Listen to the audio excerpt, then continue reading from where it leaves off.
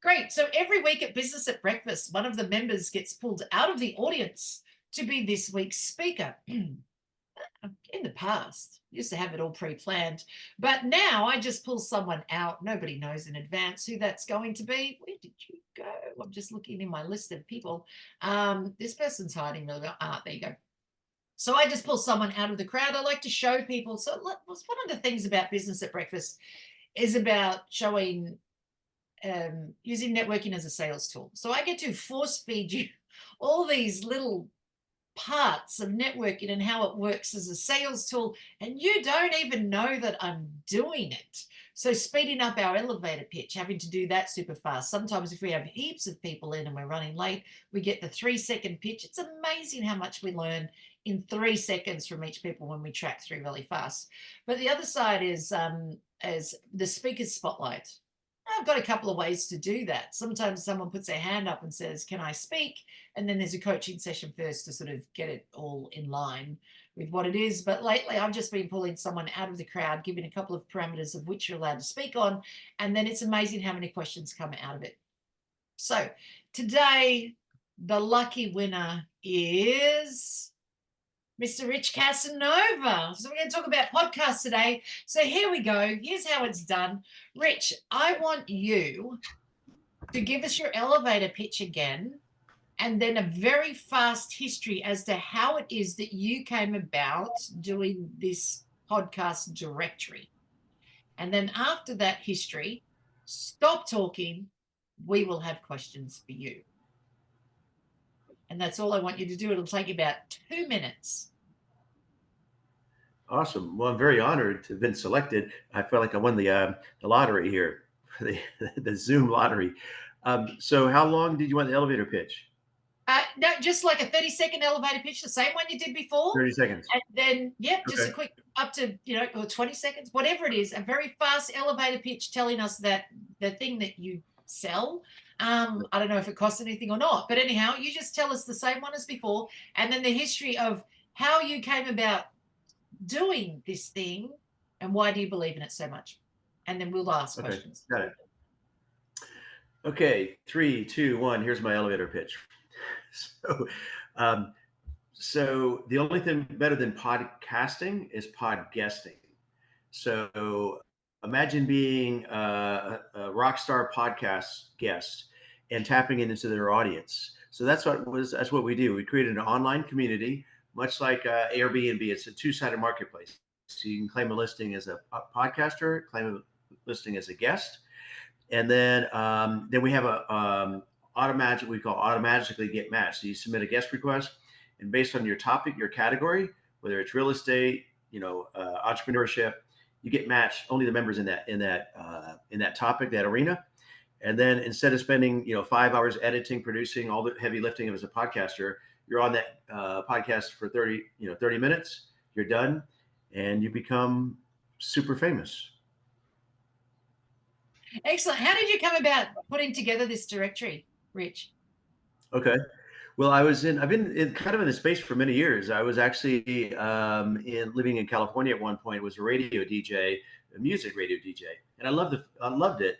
But then I moved back to the East Coast in Atlanta, Georgia, and launched a business podcast studio.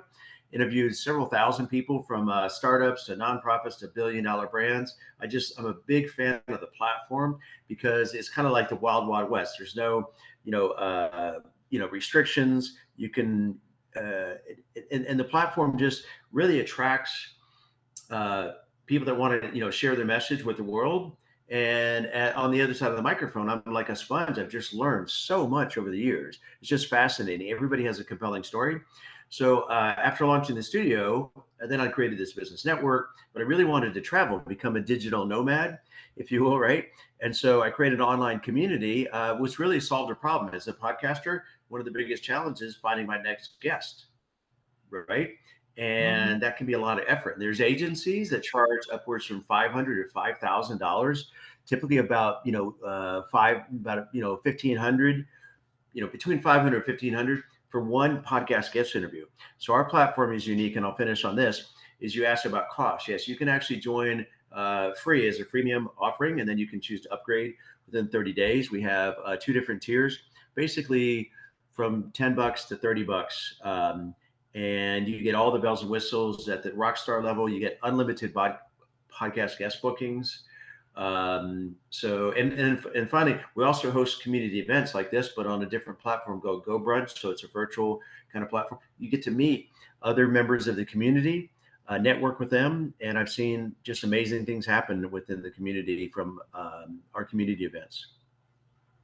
Excellent. Thank you. You've given us some information, but I can't put it into context. So I'm going to ask it again, and I know you're just going to rearrange how you say it for me a little bit so that I get it better. All right. So initially there's a directory, right? So I'm assuming you've got the directory of the podcasters and then a list of people that could be guests based off whatever their thing is. So let's say for me, as an example, right, if I don't want to be a podcaster, but hey, happy to be interviewed, right? So then I could go into the directory as a potential guest, right? Yeah. So you said free, but you also said paid. As a guest, how much does it cost to be on your directory as a guest? How much is that? Well, again, you can claim a listing for free, but then you pay as you go. Here's a good analogy for me with Amazon. So Amazon, no charge again, an Amazon account. But then you know, to get free shipping and all the perks, Amazon Prime. So that's basically, so you can join for free, but then you pay basically, you know, $20 each time for each podcast guest interview, right? But if you upgrade to a Rockstar, which is $29.95 a month, you get unlimited podcast guest bookings. Okay, right. So let's look at $30 a month, and you get unlimited, and that's US for those in Australia. That'll be US. Yeah, US. I guess. Yep. Yeah. All right.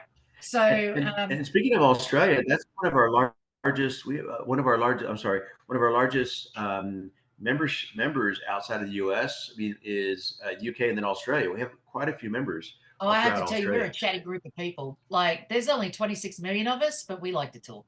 That's our thing, you know. Put on a barbecue, grab a couple of beers, and we're going to chat like all day. Like, that's our thing. So I get that. Yeah. All right.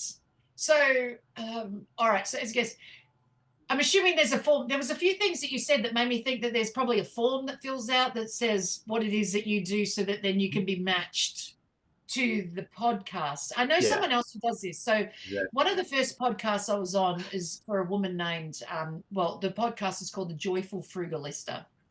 Named Serena Bird, lives in Canberra, and she has she wrote a book, but she has a podcast called The Joyful Frugalista, and I was interview number 18 on that, just so you know, best one still to this day, in my opinion, to this day, right? She's probably got about 400 people on it now, but many people from Business at Breakfast, the original Business at Breakfast, said, can I be on it? Can I be on it? I didn't initially ask, right? Because I didn't quite understand the whole interview thing. And she said, can I put you on it because you do things in regards to money? And frugality, the frugality she does is in regards to, it's, you don't miss out on stuff, and it's not necessarily about getting it done cheaper, but what can you do to save money in one area so you can spend it in another area as well. And since I'm teaching people about how to have money, it's not always about going to every networking event. It's how to utilize the people at a few networking events, rather than, so, you know, meet 50 people across, say, 2 networking events versus, you know, 5,000 people across 50 networking events and still never get anything done. So there's a frugality of, you know, how to utilize what you've got. But she would say to me, like, all these people, they want to talk, but they don't understand. My audience wants to hear about the frugal side of things. They don't just want to speak. So I understand what you're saying in regards to that matchup of because the audience. It's actually called Get Matched as the actual form. But you submit a podcast guest request. But here's the unique thing, like you said. I've attended or seen events where, hey, come to this Zoom event and get booked on a podcast. But the thing is, it's based on your topic, right? Your subject area expertise. So we have 12 major categories, from arts and entertainment to business, all the way down to travel, everything, science. We have AI and technology. So the thing is, why go to an event in person or a Zoom event, and your podcast is about sports, or you wrote a book about business, but everybody there is talking arts and entertainment. So our events that we host on this other platform is actually called the Meetup and Matchup. So you join a group, not just of podcasters, because they're like, oh, great, I wanted to attend an event where there's podcasters. But the thing is, if you wrote a book or you speak or about sales training, right, and that's your area of expertise, that's your world class at, why would you go to an event about gardening, whatever, right? Or so we call it the meetup and matchup. So we meet up, and then you join a group based on your topic. And then finally, I'll finish on this. But the events are kind of secondary. It's really the platform is where the magic happens. Because again, when you create your profile, you pick the category that you're of interest or that you're subject matter on. And when you hit the form, it automatically says, hey, Misty, here's 5 potential podcasts based on your topic, not just 20 podcasts, all over the place. Yeah. So then what happens is like, okay, here's 5 based on your topic. Then would I just go through and look at those and go, and then I book in at the time according to that calendar, click, click, click, and I book in. Is that how it works? Yeah. And you can also filter. So, because say if my podcast is about, business and sales and training, and you have 4 other people, it's just like anything else, like LinkedIn. You get a LinkedIn invite, you look at the profile, and you go, "This is a fit. This would be a match." I can see some joint venture opportunities. I can see some collaboration. Or if you don't, right? So you don't accept every LinkedIn invite that you get. So same thing here is that you say you get 5 requests, and you go, "These 3 are perfect. This is exactly in my space. These other 2 you can pass." So you accept or decline. And then as a free member, again, you're kind of paying as you go, because maybe you're like, I just do this occasionally. I'm going to do a book tour. If you're, launching a book, I'm going to do this many interviews. I'm traveling. I got other projects. So you're not paying every month if you're not using it. Back to the Amazon. Some people don't need the Amazon Prime because they don't order all the time. So they just pay every time they order for the shipping, but there's no charge. Same thing here. No charge to be a member. But obviously the best value is to be a rock star, because then you're not paying as you go. And not only You all only the need to do 3. You only need to do 3 a month to already have more than your I'm thinking in Australian terms, but actually yeah, 2 a month, and you're yeah, I already should. 2 a month, I and should you're add. already paying that anyway. Yeah, you pay Yeah, $40 and we something. should add that in on the page about that. That's a good point. And there's a bunch of Oh other man. perks I want to get into the minutia, but posting and all this stuff. Plus, you can send direct messages to members like a social media platform. So yeah. Yeah, it's all math. I love it. I love it. All right. Who has some questions? Does anyone have some questions for Rich about podcast? Yep, Donna. What if you're in? I find going onto these directories and that a bit of a challenge because I'm in a very niche market. So it would be better for me just to pay as I go to see if it actually works. But say you do pay the membership and you don't get anything, can you get your money back? Because I don't want to pay Yeah, $200 and not get get anything, which has happened before. right, absolutely. No, there's no questions. Refund. Yeah. So I mean, but if you're on for 3 months, we're just gonna, you can cancel, basically what I'm saying. You can cancel at any time. Yeah, and then if you're not happy, we can do your refund as well. So, and there is a monthly and an annual membership too. So really, to kind of like Misty's point, even if you only get a handful, during the course, I mean, just compare it to like the value of tapping into that audience. And then also the beauty about podcasting is, it lives in perpetuity. So like my business podcast network has been on a hiatus or is a legacy brand. We don't have created any new content there for years. And yet people are still, I see some analytics, people are still downloading episodes as a new listener that we recorded years ago. So, but remind me, what is your niche? Astronomy. Astronomy. That is a category that we added a while back, but to be honest, it's not that there's not as much activity there. But as we grow, obviously there's more activity, and yeah, maybe for you it's the pay as you go option. So you can just look at the requests. If you don't get any, you're not paying for anything. Just pay for the ones that you do get requests. And then I'll finally finish on this. Even as a free member, I mean, the get matched and the getting matched automatically is really the quickest, easiest kind of AI version of it. But you can actually go through and filter, and if you find somebody interesting, you can send them a direct message and start the communication, and end up getting booked and not paying. But that's not really the easiest way to go about it, But yeah, it's more hands-on, more DIY, I guess. Yeah. Hopefully that answered I your do want to break into question. doing it, but yeah, I'm sort of been caught a couple of times at paying and being stuck in the annual membership, and not getting anything. So I'm just a Yeah, bit more cautious. that's fair enough. So I think you've Yeah, you definitely answered definitely that don't really well. want And that I to think, happen. yeah, Yeah. agree. Pay as you That's go. good. Quick question. Do you do ones for entrepreneurs, like startup entrepreneurs? Does somebody do podcasts for startup entrepreneurs? Rich. Oh, did he pause? Did everyone else? Oh no, there he is. There. For Like, what is type of there like any entrepreneurs? that for startups? Like people who are just starting The their own business, startups. or running their own business. Yeah. Is it that sort Yeah. of one? No, See, Donnie, you might Yeah, fall there's into a couple of actually different categories.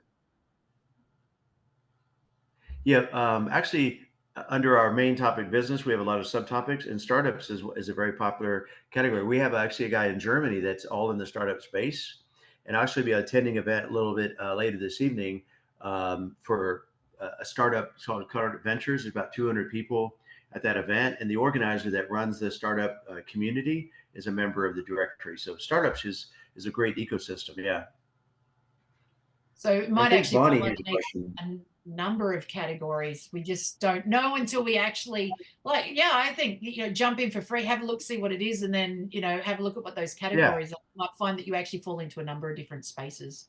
I mean, I do stuff on sales, but I get asked a lot about kids and parenting, and Right. somehow it ends up back at sales because eventually the children will need jobs. But I mean, I run a few things with I test stuff out because I test it like a sales tool. If I can't get my kids to do it, or if I can, then I find that selling to strangers is so much easier because I just have to do, what did I do with them? Yeah. Because kids, they'll kick you. Whereas, strangers might yell at you a little bit, but they're not going to kick. Bonnie, you've got your hand up? Yes. So you mentioned to start for free. Back to the categories, relationship marketing as a category, and or health and wellness. I'm sure that's a big one. Just curious about those two categories. Yeah, health and wellness is a big one. Actually, health and wellness. And what was the other one you said? Relationship marketing, or Besides called health and network wellness? marketing sometimes. Mm-hmm. Yeah, I'm very familiar with network marketing. I wonder if we have that as a subcategory under business. If not, we should look at adding that. We have relationships like under family and that kind of thing. Mm-hmm. But yeah, definitely health and wellness is probably one of our, I think maybe second only to business. And Yeah. then And what I'll business, do is actually, people fall into the business category. There's always the business yeah, category. business, It's yeah, always a good spot to business be is interviewed, right? big time. Yeah. Yeah. But with your permission, I'll go ahead and post a link in the chat to all of our categories. Yeah, absolutely. Put Fabulous. it all in. Thank you. Put it all in. Okay, cool. Thank you, Rich, for being our speaker today. Isn't it interesting, guys, how fast he didn't know that he was going to speak today. I gave him a small amount of parameters. Just tell us what it is that you do again, and then the quick history, and we will have questions. And that whole thing took 20 minutes. And we were on the topic of that thing that Rich was talking about, the podcast directory. We didn't wander off somewhere else talking about other things. We're only asking questions about the podcast directory because those were the parameters. The reason I don't let people just speak is because they tend to get off topic from what it is that they're doing, and the audience, us, we miss out on finding out what that person does because they've gone somewhere else.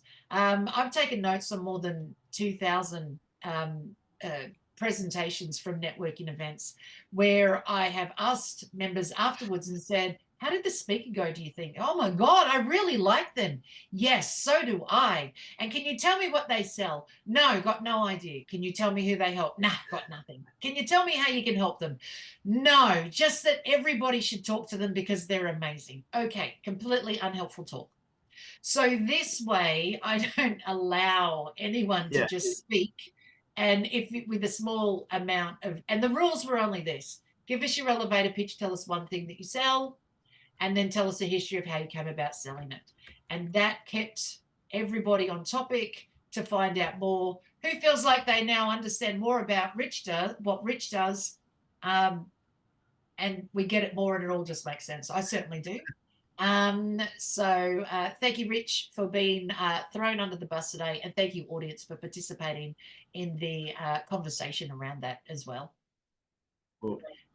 And now I notice we're 1 minute over time. Well, thank you, Misty, for driving the bus that I got thrown under. Yeah, you're so welcome. I normally warn people, wear seatbelts, and if the police pull me over, don't laugh until after they leave, because they don't like that. They don't like that at all. All right.